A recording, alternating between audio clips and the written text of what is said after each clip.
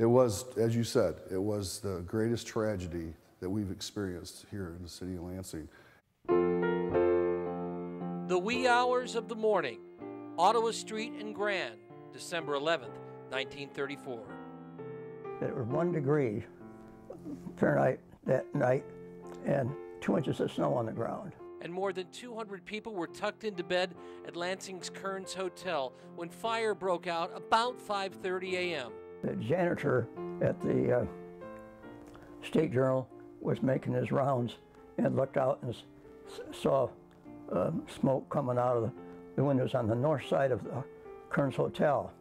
But by then it was spreading rapidly through the upper floors, turning the Kerns with its brick exterior but wooden varnished interior into a raging inferno. Well, it was quite a scene.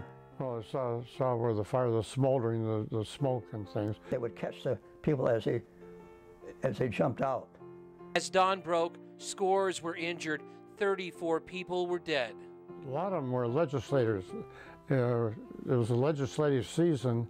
Making this America's 6th deadliest hotel fire in the 20th century.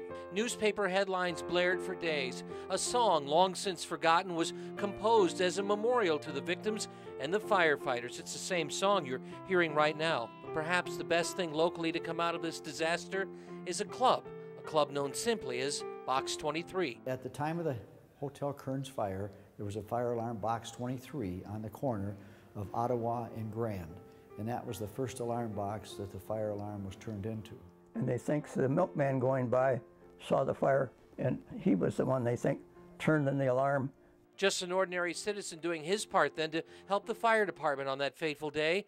Now, nearly 75 years after its founding, it's still the mantra of this small but important club. You can't place a value on the idea that this group of people, this group of citizens come at all hours of the day and night. They're there to support the firefighters. They're always glad to see us when we come in with our coffee and cold drinks and our donuts and like that.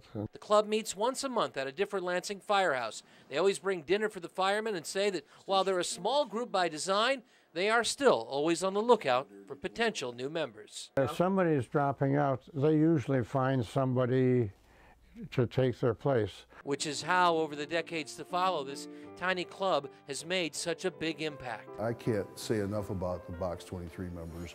They are truly a very strong, integral part of the Lansing Fire Department.